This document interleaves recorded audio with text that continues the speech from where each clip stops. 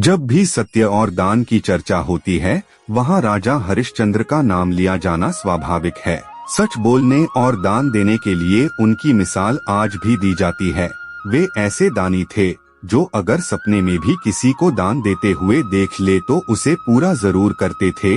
उन्होंने सत्य के मार्ग पर चलने के लिए अपने राजपाट से लेकर पत्नी तारामती और पुत्र रोहित का भी त्याग कर दिया। भले ही अपनी सत्यवादी और दानवीरता छवि के कारण राजा हरिश्चंद्र की काफी लोकप्रियता थी, लेकिन उनका पारिवारिक जीवन अत्यंत दुखी रहा।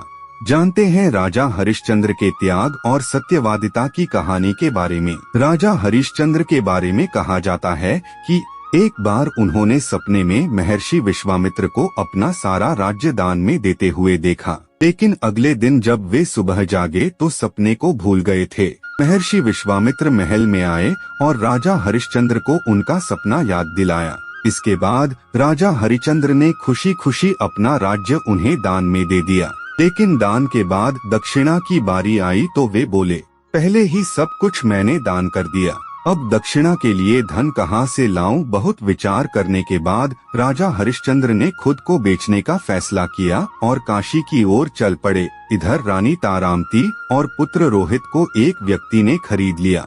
इधर राजा हरिश्चंद्र को श्मशान के एक स्वामी ने खरीद लिया। राजा हरिश्चंद्र की पत्नी उस व्यक्ति के घर पर बर्तन मांजने और चौका चूल्हा का काम करने लगी। वहीं कभी सिंहासन पर बैठने वाले राजा हरिश्चंद्र श्मशान का काम करने लगे।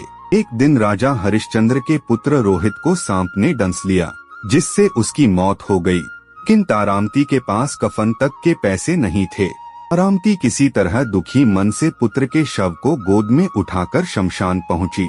लेकिन श्मशान पहुंचते ही हरिश्चंद्र तारामती से श्मशान का कर मांगने लगे, क्योंकि श्मशान का कर लेना नियम था और वो अपने मालिक की आज्ञा का पालन कर रहे थे। राजा हरिश्चंद्र पत्नी से बोले कि श्मशान का कर तो देना ही पड़ेगा। फिर हरिश्चंद्र ने पत्नी से कहा कि यदि तुम्हारे पास कर देने के लिए धन नहीं है तो अपनी साड़ी का कुछ भाग फाड़ कर दे दो, उसे ही कर के रूप में रख लूंगा। लाचार होकर जैसे ही तारामती ने अपनी साड़ी फाड़ना शुरू किया, उसी समय तेज गर्जन हुआ और विश्वामित्र प्रकट हो गए। विश्वामित्र बोले, हे राजा, तुम धन्य हो, ये सब तुम्हारी परीक्षा हो रही थी, जिसमें तुमने यह सिद्ध कर दिया कि तुम श्रेष्ठ, दानवीर, सत्यवादी और धार्मिक हो। इसके बाद पुत्र रोहित भी जीवित हो उठा और राजा को उसका पूरा राज्य भी लौटा दिया गया। इतना ही नहीं, महर्षि विश्वामित्र ने कहा कि संसार में जब भी धर्म, दान और सत्य की बात की जाएगी, राजा हरिश्चंद्र का नाम आदर सम्मान के साथ सबसे पहले लिया जाएगा।